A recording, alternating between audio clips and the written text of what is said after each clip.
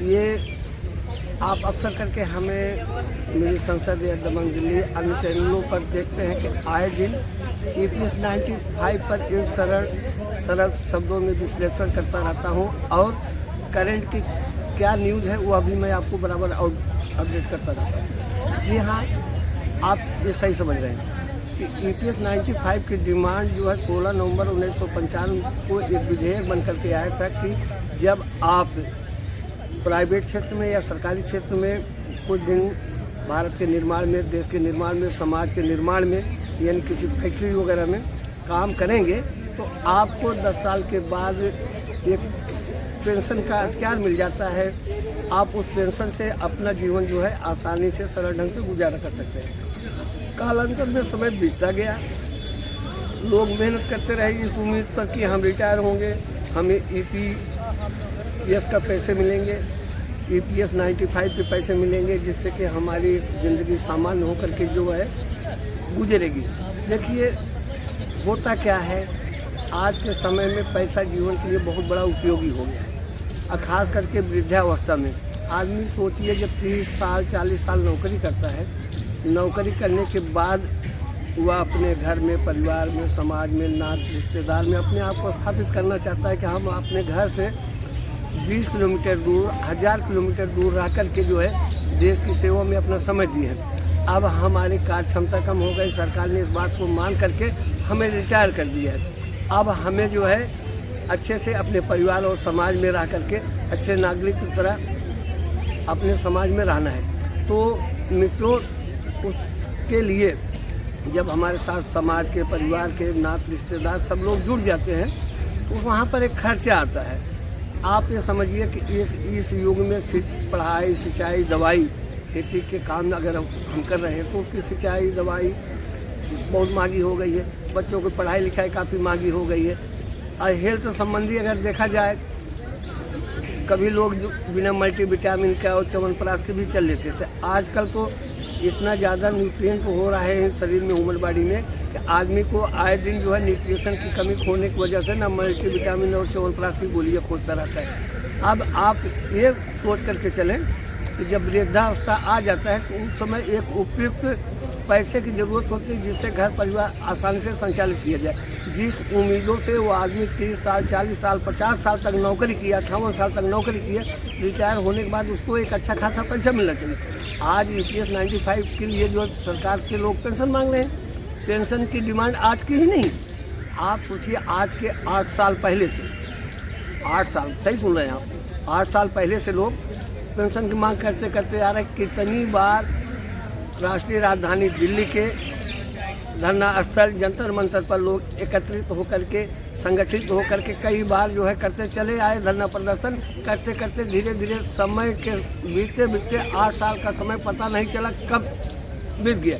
इन 8 सालों में श्री अशोक राव जी कमांडर साहब जो है अपने नेतृत्व में इस पेंशन की डिमांड करने के लिए जो है 8 साल तक तो धरना प्रदर्शन, इस धरना प्रदर्शन में दिल्ली की राजधानी जो रामलीला मैदान का काफ़ी सक्रिय, जिसमें बहुत ज़्यादा लोगों की इकट्ठा होने की क्षमता है, जगह है, वहाँ पर एक बहुत बड़े पैमाने पर धरना प्रदर्शन होता है, जंतर मंतर पर होता है। साथ साथ श्रमिक कार्यालय जिसे आप हम कहते हैं श्रम मंत्रालय पर जो है कई बार जो है मीटिंगें की जा चुकी है। इन सब बातों को आप जानते हैं। अब इस संदर्भ में जो है हमारे भारत के प्रधानमंत्री आदरणीय मोदी जी से भी 2 बार जो है श्री राव जी, इनके मंत्रिमंडल के जो सदस्य हैं, जो संगठन में लोग हैं, कई बार 20 बार बैठक कर लिए। हेमा मालिनी जी से बात कर लिए। इस तरह से बात करते करते आश्वासन पे आश्वासन, तारीख पे तारीख मिलती रही। जैसे कि हमने आपको बताया था कि 12 तारीख को जो है दिल्ली का EPFO ऑफिस जो है एक क्रमिक अनशन के रूप में दिया गया, तो वहाँ के श्रमिक लोग घबराने लगे। यहाँ तक स्थिति बनती जा रही थी कि उसको ला कर दिया जाएगा। फिर आश्वासन मिला कि यह धरना प्रदर्शन केवल दिल्ली में नहीं, जो आपके कार्यालय EPF जो पेंशन निर्धारित करने के कार्यालय, जहाँ पेंशन वितरण कार्यालय होता है, वो करीब करीब पूरे भारत में था। कल की बात जो निकल करके आया कि अब बड़े पैमाने पर 30 तारीख को जंतर मंतर पर हम लोग जो है संगठित हो करके सरकार के सामने अपनी मांग पेश करेंगे कि हद की एक सीमा होती है, धैर्य की एक सीमा होती है, अब मैं आम आदमी हूँ, कोई आडवाणी नहीं, जैसे आडवाणी की तरह कोई प्रतीक्षा नहीं कर सकता ना। अब इस ईपीएस के डिमांड में आपको मालूम है कितने लोग जो है स्वर्गीय हो गए, इस दुनिया से चले गए, घर परिवार उनका छूट गया। इसके डिमांड में मानसिक तनाव के आने की वजह से लोग जो है ब्लड प्रेशर, शुगर और liver disorder function, kidney disorder function, blood में जो है सीबीसी के टेस्ट में इन ब्लड में इन्फेक्शन, टीएलसी डीएलसी काउंट ये सब जो बढ़ने वाली बात आती है वो सब हो गया।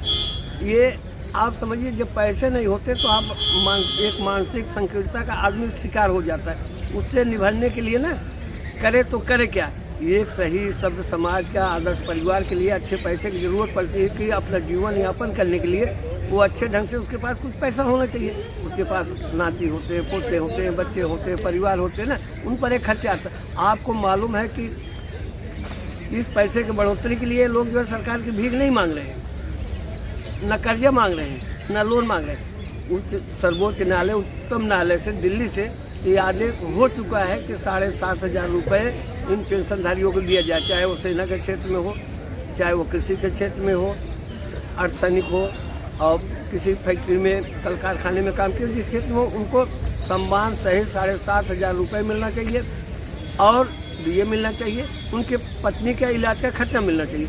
यह सरकार घोषित कर चुकी है कि इनको मिले, जिससे इनका घर और परिवार सब चले। जो कल 12 तारीख को अनशन किया गया, इसमें ये संदेश भारत के कोने कोने में पहुंच गया है कि अब जो है 30 तारीख से ये आंदोलन अपना उग्र और प्रखर रूप ले लेगा, जिसमें लोग संगठित होकर के जो है अपनी मांग को मंगवाने के लिए सरकार के सामने फिर से प्रस्ताव रखेंगे। आज जो है सरकार के सभी सांसद, विधायक, मंत्री और जो है जुड़े देश विदेश के लोग आ रहे हैं, इसलिए कि आगामी 22 जनवरी को अयोध्या में श्री राम लला के प्राण प्रतिष्ठा होना है। इस प्राण प्रतिष्ठा में प्रबुद्ध लोग और हॉलीवुड बॉलीवुड के लोग और अधिकारी, राजपत्रित अधिकारी, तमाम तरह के लोगों की ड्यूटी जो है ना सेना के अयोध्या में लगा दी गई है। अब इसी बीच बहुत कम समय, आज मान लीजिए 13 तारीख हो गई, 22 तारीख से होना है, तो 9 दिन का समय बचा है। काफ़ी लोगों को राव जी का कहना है कि उद्घाटन के मतलब रामलला कार्यक्रम का प्राण प्रतिष्ठा होने के बाद या उसके पहले या 26 जनवरी के पहले जब हमारा गणतंत्र दिवस मनाया जाएगा तो उसके पहले जो है हमारा EPS 95 जो है हमें मिल जाना चाहिए। अगर नहीं मिलता है तो हम 30 तारीख से अपना उग्र प्रदर्शन करेंगे। या इस बार भारत की आज़ादी, जैसे आज़ादी के बाद जो आज़ादी में सबसे ज़्यादा लंबे समय तक आंदोलन अगर चला है तो इन श्रमिकों का आंदोलन चला है। 8 साल कोई मामूली समय नहीं। अब ये 30 जनवरी महात्मा गांधी जी 30 जनवरी 1948 को शहीद हो गए थे। उनके शहीदी दिवस पर जिन्होंने सविनय अवज्ञा आंदोलन, अहिंसा परमो धर्म आंदोलन चलाया था, इसी तारीख से लोग शुरू करेंगे कि जिस तरह से महात्मा गांधी के पद चिन्हों पर चल करके जो है शांति से। आप सोचिए कितने शांतिप्रिय लोग हैं ये लोग, कितने शांतिप्रिय लोग हैं। न कोई हिंसा, न राष्ट्रीय संपत्ति का नुकसान, न तोड़ फोड़, न आगजनी, किसी प्रकार कहीं कुछ करते नहीं। बस केवल हिंसा है कि ये भी हमने पूछा था क्या आप सरकार को गिरा देंगे, तो बड़े सरल शब्दों में कमांडर अशोक राव जी ने कहा नहीं, सरकार गिराना हमारा मकसद नहीं, हमें सरकार से अपनी बात को मनवाना है। हम सरलता से अपनी बात को रखेंगे, जिम्मेदारी है, कोर्ट का फैसला भी आ चुका है। और दोस्तों मैं आपको और एक बात बताऊँ, आप हमें देखते हैं जो सुनते हैं तो तमाम तरह के जो है कमेंट पॉजिटिव आता है, आपकी सोच भी पॉजिटिव होती है। आपके इस समर्थन की मुहिम में हम भी आपके साथ लगे। इस तरह से डेली आपको जो है दबंग दिल्ली, मिनी संसद और कई चैनल हैं जिन चैनलों पर हम ये प्रिय बेटी जो है आती हैं, अपनी अपनी बात रखते हैं और उससे ज़्यादा हम लोग हर्षित अधिक हो जाते हैं, खुशहाल हो जाते हैं जब आप लोग कमेंट में अच्छा सा लिखते हैं कि प्रिय बेटी फूलचंद जी आप ऐसे करें, हमारे आंदोलन का सार्थकता आप दे रहे हैं, हमारी गति को आप बढ़ा रहे हैं, हम आपके लिए आएंगे तो पुष्पहार ले आएंगे, आच्छादित कर देंगे। आपका ये अपने प्रति प्यार पाना, मेरा समर्पण का भावना होना, मेरे पास शब्द नहीं है जिसको उद्गार करके जो है अच्छे शब्दों में आच्छादित करके संप्रेषण के माध्यम से मैं बात को स्पष्टीकरण आपको दे सकूं। हम भी आपके हैं, आप भी अपने हैं। कौन नहीं चाहता है कि हमारे समाज का अच्छा निर्माण हो, हमारे बुजुर्गों को जो है ध्यान दिया जाए। अब देखिए आज कई बार ऐसे सुनने को मिल भी जाता है, लोग पढ़े लिखे होते हैं लेकिन अपने पिता को ठुकरा देते हैं, वो चले जाते हैं कई वृद्धा आश्रम में रहने के लिए मजबूर हो जाते हैं। हम ऐसी स्थिति क्यों पैदा करें, सरकार ऐसी स्थिति क्यों पैदा करे जो देश के निर्माण में, समाज के निर्माण में इतना बड़ा योगदान दिए हैं। अगर उनको पेंशन देना है तो आप सोचिए 40-50 वो रिटायर हो गए, 8-10 साल उनको पेंशन मांग करते हो गया।